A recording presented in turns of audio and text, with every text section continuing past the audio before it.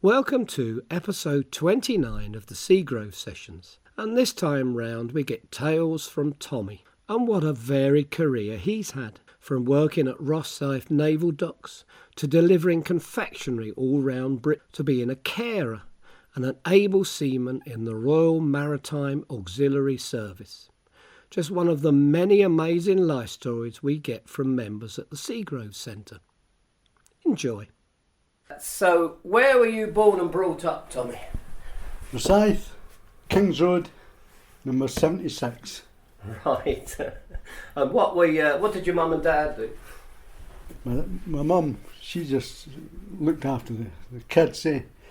My dad, he was got brought up from England to teach them welding in Rosyth dockyard.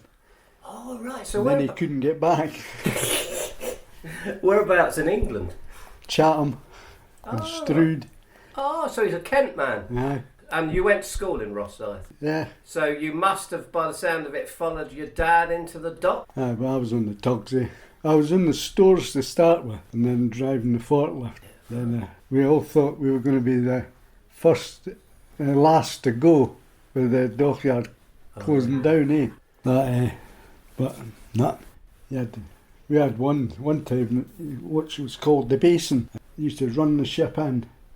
The divers were there, go down, make sure they're on the blocks right, then drain all the water out, then they can work on the ship. And used to see a boat was sitting and they were clowning around down in the hold on a mooring vessel. And the guy went like that to throw the ball down.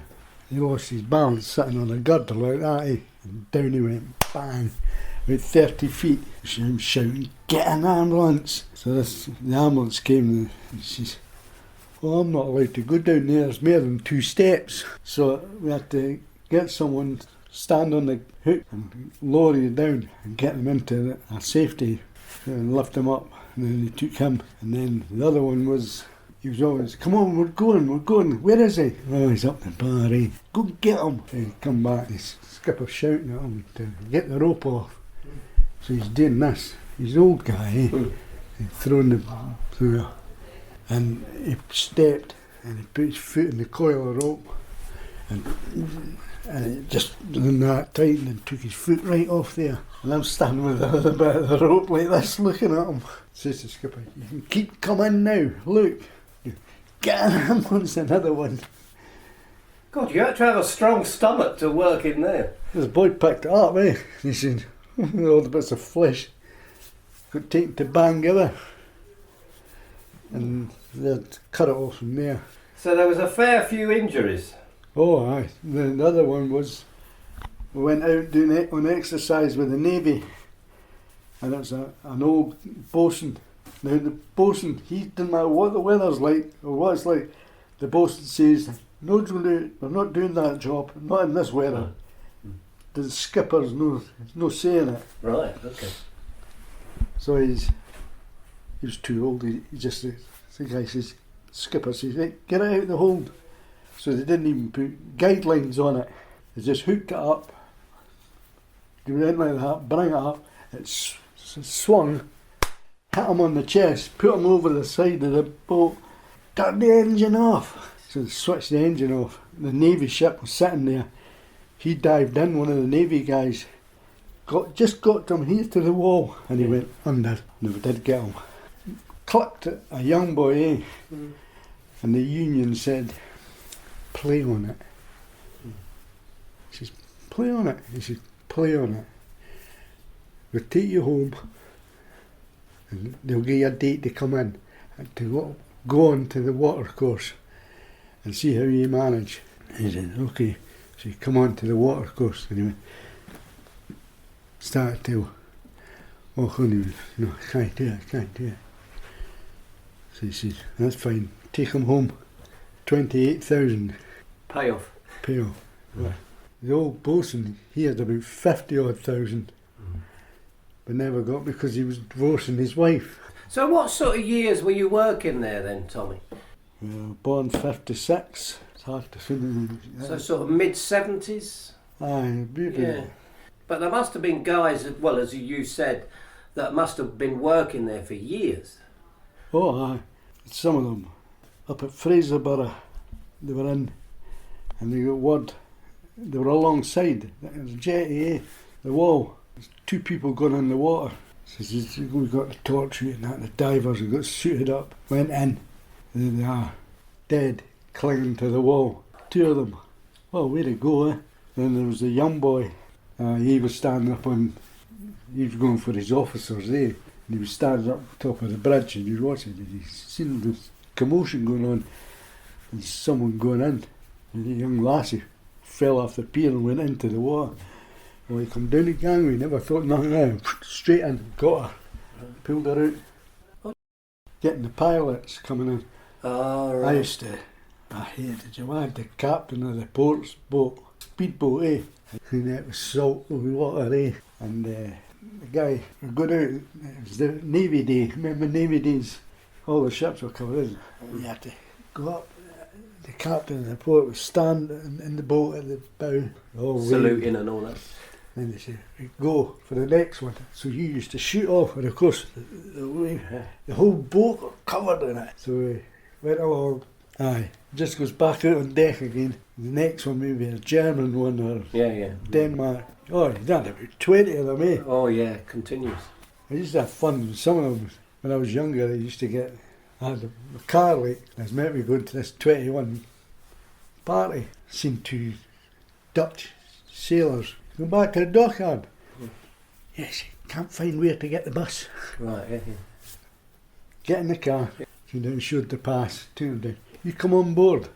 Well, I come laugh like this. And I had my car ticket. A little bit merry, shall we say. I didn't make the 21st.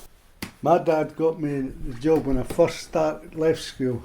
When I first left, I put in for the Merchant Navy. The Dolphin. Oh yeah. Well, I was on that day, my training. Because that still down at Leith at that stage? Yeah, I was sitting in the dock back. But I didn't like it. Did you not? You didn't take to it. So you didn't like the thought of the Merchant Navy. So then you went to the docks. Yeah, I went to the docks. No, I went into the dockyard. My dad got me in there. Right. Yeah. His friend was high up in the. And he says, my dad says, you've been given a special job. It's all the maps, kind of the buildings and things like that, where's what's lying. And you have to roll them up, keep them in tubes and put them in the pigeonhole things. Oh, wow. So I've done that, but being young, I'm trying to be doing things. So where did you go from there? Palman Harvey, sweets and tobacco. He delivered all around. I used to deliver all around here. We used to be Petrivi, Versailles, where the building was. But they used to take. They hated me. I started a union up here. Right, so it wasn't union before that. Nah. He says, I want you to do that. I said, no. I said, I can't drive 300 miles. Delivering on the way, and you expect me to be at one place for 1:30 because they're having their dinner and I have to sit and wait, and then I'm an hour late and running. Yeah. There was an English manager had just come up. I said, I tell you what, I said, you come with me out on the run and see what it's like. Oh, I said, I'd love to, but I'm not busy. I said, aye, right, stick a brush up my arse. I said, you know the way it goes, eh? So, because all was night, it was doing all the picking, eh? So if anyone get any problem, they would phone you up. 10 o'clock at night, you had to go away up. What's this about you starting a union up? I said, someone needs to do something. I said, but you could have seen me. I said, I can't talk to you. It come to Christmas and they were giving out the Christmas bottle. Now, they got this Christmas bottles from like Cadbury's. Because you were buying so much, they were giving them a case of whiskey. So they weren't actually buying them? No. He gives us what, he looked at me. I was at the back of the queue. He says, here's yours, refillable lighter. I said, you're stuffed. He just looked at me. I watched him and counted 18 bags he took out to his car. So you didn't last there? I walked in one day, he said, who wants to be a sailor boy? There's always something happens in your job. So where did you go? Where did you go from there? Is that The hospital. The hospital, right. That was up Limbank Hospital. Right. Out to East End Park. Oh, right. And I was there for 12 years. And what were you doing there? A carer. You actually become a nurse's, what do you call them, runner. Oh, right. And they got, just say you got sent to Ward 12. Yeah. And you'd never been in there before, so you don't know it, so you're checking all what they get. Mm. Where I would just say, right, that's right, that's what it was. Right. I was a runner, giving all the medication out. The best one was Paralympics. I was down at the Paralympics for one of my patients, and he got a gold medal. What happened was there was a staff nurse who was meant to go, so I used to go round with the bus, pick them up, and then go back and I say to the manager, "Where's so-and-so?" I said, "Still in his bed, he won't get up." He says, "We've got a week to get everything ready. What are we going to do?" He says, 7 days at Portsmouth, Plymouth. "I'll go." "Would you? If we get permission, you go." I said, "Aye." 7 days down there, every morning up, washed, out, along to the halls and getting your big breakfast. Yeah. Plus you got 3 sets of Reebok. You got to keep that. So that was an experience. Yeah.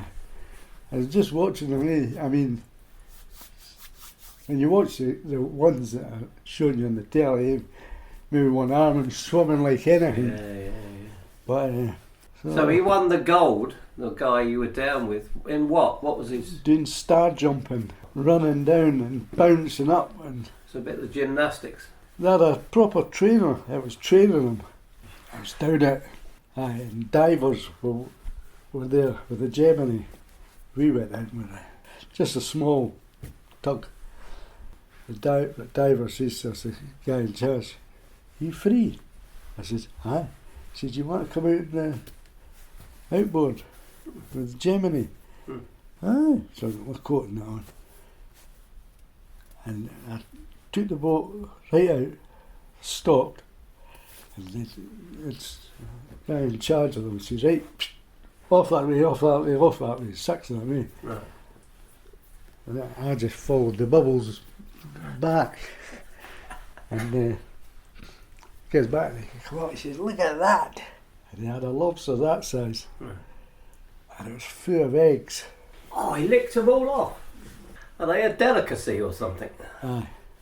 Because I was lying on my bed when I was doing the bomb disposal up at, used to go right up the top, right round. And as you start to come back, there was a wee... A bay? Aye. I used to go in and just spend the night there. Then we used to leave first thing in the morning for the planes coming up, American, Germans, Oh, right. and they all used to bomb this big rock. So it was target practice then we're doing? The tug done 13 knots. This water was doing 12 knots. And we got like this, and we're getting slower and slower. And if it gets any slower, we're going to have to veer off and go to Orkney. So we managed to get round the bend, down the way. We're going in somewhere. I said, "I've got a wedding tomorrow." I said, "I want home." He jumps off and goes to a hotel, eh? So you did a lot of travelling about then? Oh, aye. So what actually was your job at that point that you were doing all this travelling? Able seaman. You had with a Scarborough. Been to Scarborough? Yeah. Tide goes out there. Middle of the sea, sand. Okay. For miles you look at sand, no water at all. I used to go up, undo the buoy, hook the old one on, sit back, wait 4 hours for the tide to come in, lift the buoy, put it on. "We're going to set sail for home now." I says, "That's finished the job, like." "No, we'll come back on Monday." I says, "Why use all that fuel? We won't pay the guys overtime." I says, "You said it because we've got a different budget for the fuel. So as soon as you come in Monday morning, right, let go." Away you go. So back down there, do the same again. Sat there, leave on Friday, Wednesday I had to leave by. God. You got one chance at the boy, eh? It's Bizarre way of working, isn't it? You were able seaman. What was your job title? What were you doing? Royal Maritime Auxiliary Service. So largely it was doing things like that, looking after the boys and... That and up at Kouros, Oh yeah. you go up there, and we used to have to dock there all night. If there was a ship I'm getting, because all the bombs up there and that. I used to do quite a lot, eh? The way up Faz Lane, Oh yeah. I was up there picking my brother up. He was on one of the RFAs. I've never had it before. Courage Lager. Courage Lager. Right, okay. Well, I was lucky I was home, eh? And I had just a wee bottle, wee cans as they come in. Strong stuff. The things they used to have down there, eh? Alright. You've seen the ship coming in. Everything hidden, boys. And the police are sitting waiting. CID is sitting waiting. Wow. So as soon as they're on board, stay in your cabin, stay in your cabin. And what you say is get fish gut and tie it in and let it go. So it used to sink down there and you couldn't see it in the water. So they put it overboard. They knew all the tricks. Well, one of them got caught Oh right. and he got sent off. They said, you're sacked. But his dad was captain of the port. So he didn't even get jailed. He got him off. He said, I'll look after him. Sent him to Faz Lane to work. Oh right, out the way. Aye. So what were they smuggling in then, largely? Wacky backy, you know. Oh crikey, serious stuff. They used to say that to me. You're on duty tomorrow. I said, aye. I'll be up at Aberdeen, eh? Just I'd like to go ashore and have a drink and that. I'll do your shift you want. Well, that's great. I said, aye. One can say, I'll pay for it. Oh, no, you don't. I said, I'm not doing it for nothing. No. I'm standing up there all night awake. Yeah. I says, and you're out there pissing it off. So you could get sent anywhere. What, in Britain or just in Scotland? Aye. Well, we went to the Falklands, didn't we? The Gusander was the ship, Right. the mooring ship. Now they had submarine blocking the entrance in Falklands. But even though the Gusander's big, it's still not big enough to get out there. So they had to go so far, got lifted out the water, put on this great big ship, taken out to the Falklands, arrived there, and the Navy guys in charge of the divers says, we've been trying, we just can't shift this thing. He said, can we get a shot? And they're just dockyard divers, eh? If you think you can do it, go ahead. Yeah. So they all went in, searching out, and then what they'd done was, they went down and they got the airbags, just put the airbags underneath, Of course. Yeah. 6 of them, and just see it rising. But it must have been, presumably it was quite a good place to work, that you had some enjoyment there, did you? It just depends on who you're with, eh? Yeah. Like anyway, there's always one causes bother and that. We went down in Plymouth, or Portsmouth, one of them, and we went in. We were going to Wales to pick up a not a tug, MVR, and I had to take it back out. Well, this thing, it was like this. Oh no. Oh dear. Like that. Fisherman's deadliest catch. It's like that. Yeah. Standing on the wheel, looking down on a great big hole there. Oh my. Did you not get, were you frightened by that, or did you just... See, I hadn't done it before, Right. and it was one of my first jobs with them to go away. I was always feeling, you felt sick, for first. Right. But the young boy, cabin boy, he was all the time. And they thought it was that bad. They thought it was going to have to airlift him. But were you ever like that, or did you just get over it? My brother-in-law was on the same boat as me, and he come up one day and he says, "Eat it, toast." Yeah. It's cold toast, he says. Eat it. And I kept that down. But the young boy, they had him down on it and they're stuffing cake in him and everything, trying to get him to eat. Something to bring up. So we used to go up and they used to fire a shot. You would hear it from here, just out South Queen's Ferry, but up the Forth a bit. And we all used to sit there. Silence. 10-second countdown. 10, 9, 8. And as he said 1, all the seagulls took off. They knew. And you see the seagulls taking off, and the next went boom, and a big cod like that. Easter coasters we had on board, They used to be gutting all the fish for us.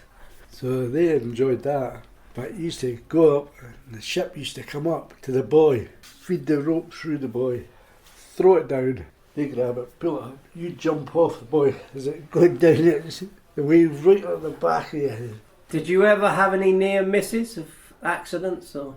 I thought it was a goner with a captain of post. Right. We were going up the river, and we happened to take something out, but the flare of the ship was like that, Right, so when I went in, when the boatswain was taking it in, I walked up that side to pass the rope up, where I should never have walked up. It was my fault. I should have went round the other side and walked up.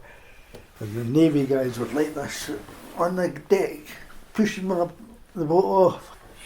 I thought I had my life jacket, I was getting squashed. So that was a close one, wasn't it? So if they hadn't have been pushing the boat off, you would have been crushed. We used to do a duty tug, which you worked till 4 o'clock from 7:30. That was Memories from Tommy.